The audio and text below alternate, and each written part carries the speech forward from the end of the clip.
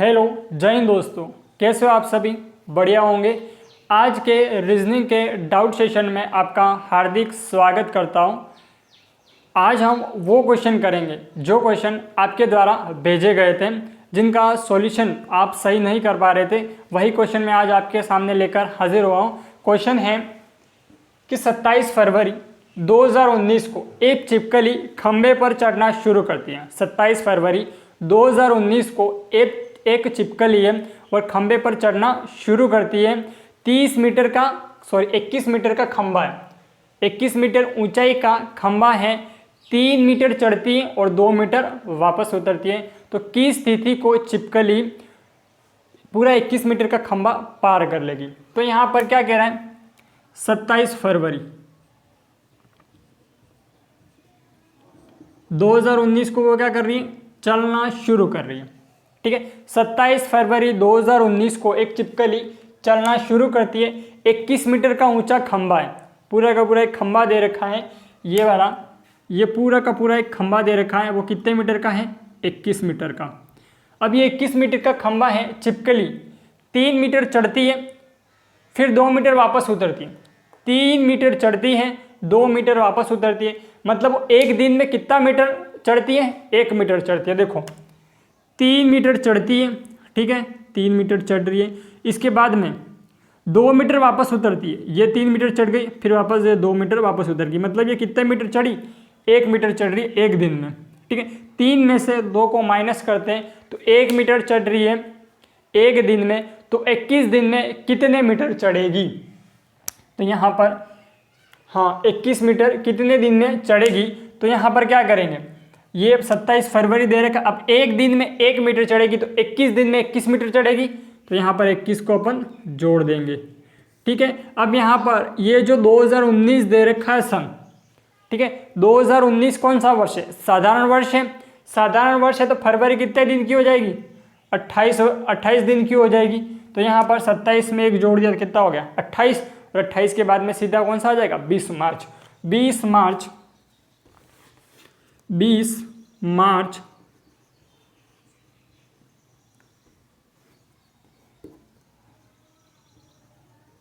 मार्च 2019 को क्या होगी? छिपकली इस तारीख को पूरी ऊंचाई पर चढ़ जाएगी। इसका सही आंसर ये होगा। ठीक है, अगला क्वेश्चन और भेजा था जो मैं क्वेश्चन करवा रहा हूँ। क्वेश्चन है, इसको अपन रब कर देते हैं एक बार। अब ये क्वेश्चन लिखा हुआ, मैं इस क्वेश्चन को एक बार वापस रिपीट करता हूँ। कुछ हाथी और उतनी संख्या के लोग कहीं जा रहे हैं। कुछ हाथी हैं और उतनी संख्या के लोग कहीं जा रहे हैं। उनमें से आधे लोग हाथी की पीठ पर बैठे हुए, उनमें से आधे लोग क्या कर रहे हैं? हाथी की पीठ पर बैठे हुए हैं। शेष लोग पैदल चल रहे हैं। यदि मैदान में चलते पैरों की संख्या 80 है तो हाथियों की संख्या क्या होगी? हाथियों की संख्या को ज्ञात करना। ठीक है, तो यहाँ पर क्या हो जाएगा? कुछ हाथी, तो माना लेट्स हाथी की संख्या, माना हाथी, एलिफेंट, हाथी को क्या मान लिया? x। और व्यक्ति को कितना मान लिया? अब कह रहा है उनमें से आधे लोग। आधे लोग मतलब ये क्या? एक पर्सन है, व्यक्ति है। तो यहाँ पर लोगों को हम क्या मान लिया? x/2। ठीक है, x/2 क्यों लिखा मैंने? क्योंकि यहाँ पर ये हाथी थे, और हाथी का आधा, कुछ लोग, आधे लोग लिखा हुआ था ना, उनमें से आधे लोग क्या कर रहे थे? हाथी की पीठ पर बैठे हुए थे। अब शेष लोग क्या कर रहे हैं? पैदल चल रहे हैं। शेष लोग पैदल चल रहे हैं। पैदल, ये लिख दिया अपन ने, पैदल चल रहे हैं। अब यहाँ पर x में 4 का मल्टीप्लाई करूंगा। x में 4 का मल्टीप्लाई क्यों करूंगा? क्योंकि हाथी के 4 पैर होते हैं, ठीक है, और इंसानों के 2 पैर होते हैं। हाथी के 4 पैर, इंसानों के 2 पैर। तो यहाँ पर 4x आ गया, उसके बाद में प्लस हो जाएगा। अब इंसानों के, लोगों के कितने पैर होंगे? 2 ही पैर होंगे, 4 तो होंगे नहीं, क्योंकि इंसानों के 2 होते हैं और जानवरों के 4 होते हैं। तो यहाँ पर 2 × x/2 इक्वल कितने हैं? चलते पैरों की संख्या 80 है। अब क्या करेंगे? 2 से 2 काट दिया, उसके बाद में इस 1 का मल्टीप्लाई x में कर दिया तो 4x प्लस एक्स बराबर 80। 4x में x को जोड़ दिया तो कितना आया 5x बराबर 80। 5 के पारे से काट दिया 16 बार तो x बराबर 16 आया। x किसको माना था अपन ने, हाथी को माना था। तो यहाँ पर हाथियों की संख्या कितनी आ गई, हाथियों की संख्या आ गई 16।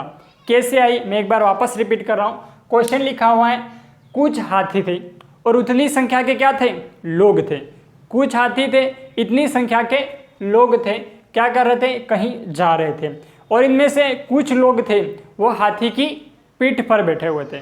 कुछ लोग, कुछ आधे लोग, यहाँ पर लिखा हुआ है उनमें से आधे लोग हाथी की पीठ पर बैठे थे और शेष लोग पैदल चल रहे थे। शेष लोग पैदल चल रहे थे। यदि मैदान में चलते पैरों की संख्या, मैदान में चलते पैरों की संख्या 80 है तो हाथियों की संख्या क्या होगी। अब यहाँ पर लेट्स माना हाथी की संख्या को मैंने x मान लिया और लोगों की संख्या को भी मान लिया x/2। x/2 मैंने लोगों की संख्या को इसलिए माना क्योंकि आधे लोग हाथी की पीठ पर बैठे हुए थे। आधा का मतलब क्या होता है, 1/2 हो जाएगा। तो मैंने x में 2 का भाग लगा दिया। उसके बाद में पैदल चल रहे थे। अब मन जो हाथी थे उसके कितने पैर होंगे, ठीक है, हाथी के 4 पैर होंगे तो 4 में x का मल्टीप्लाई हो गया प्लस 2 × x/2। अब इस 2 को मैं कहाँ से लाया, क्यों मनुष्य के 2 पैर होते हैं, ठीक है, 2 हाथ नहीं गिनने, सिर्फ 2 पैर गिनने, क्योंकि वो 2 पैरों से ही चलता है। और हाथी क्या करता है, 4 पैरों से चलता। अगर वो 2 ऊंचे कर देगा तो 2 से तो चल नहीं पाएगा। तो यहाँ पर 4x + 2 × x/2, 2 से 2 कट गया, x का x आ गया इक्वल 80 पैरों की, चलते पैरों की संख्या थी। 4x में x को जोड़ दिया, कितना है 5x बराबर 80। 5 में 80 में 5 का भाग लगा दिया तो कितना आ गया, इसका सही आंसर आ गया 16। ठीक है, यहाँ पर फिर से एक अगला क्वेश्चन और था कि विषम युग्म को बताइए।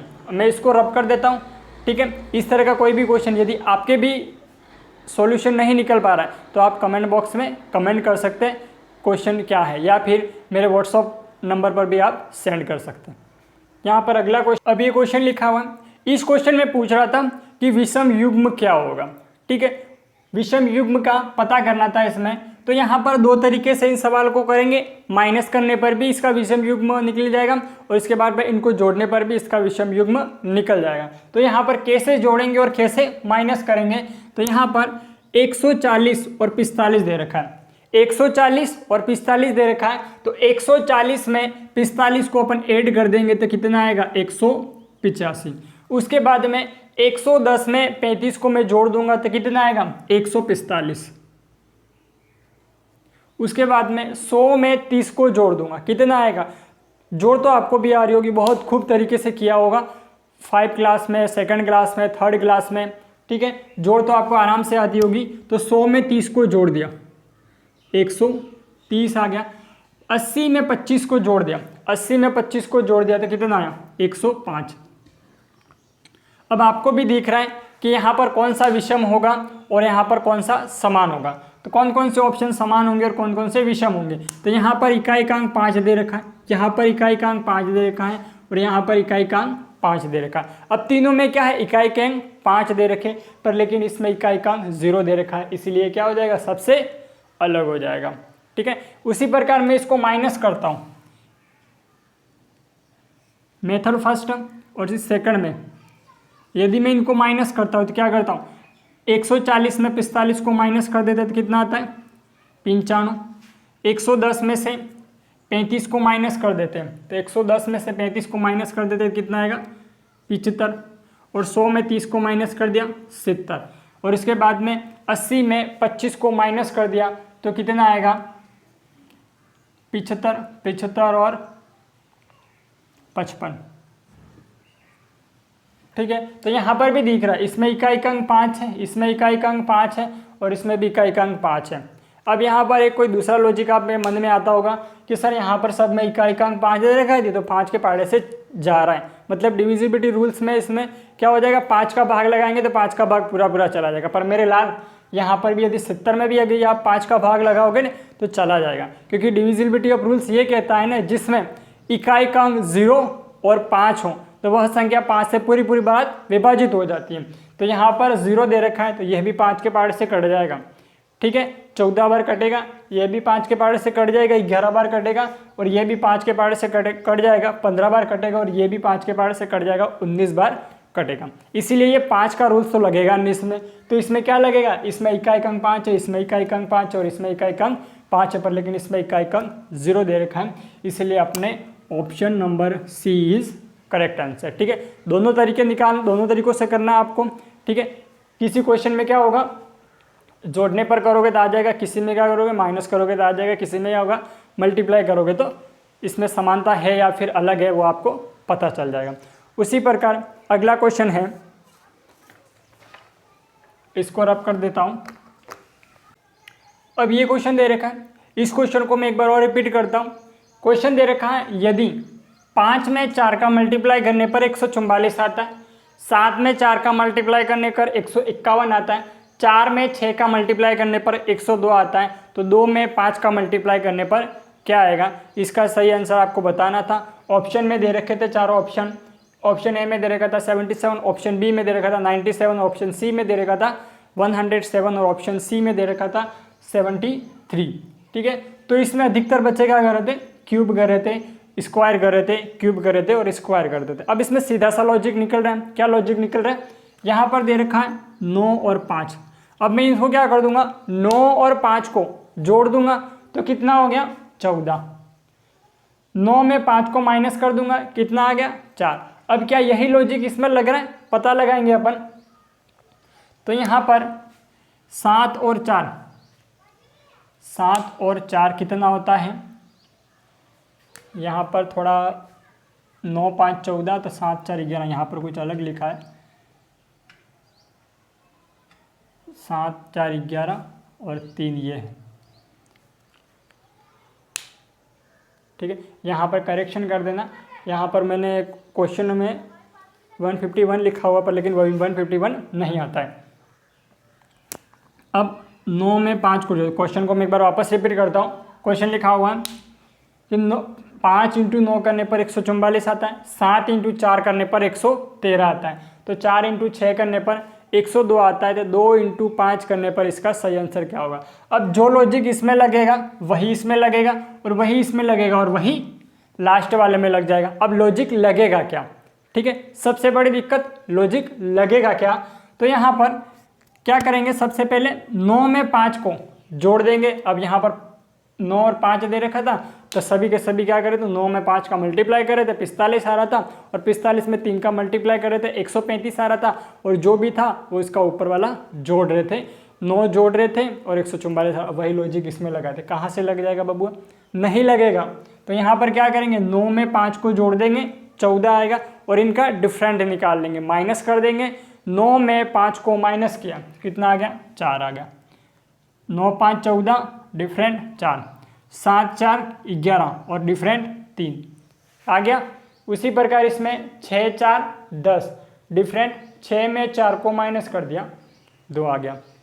अब वही इसमें लग जाएगा, तो 2 × 5 दे रखा था तो क्या आएगा, 5 और 2 को जोड़ देंगे तो 7, और 5 में 2 को माइनस कर देंगे तो 3।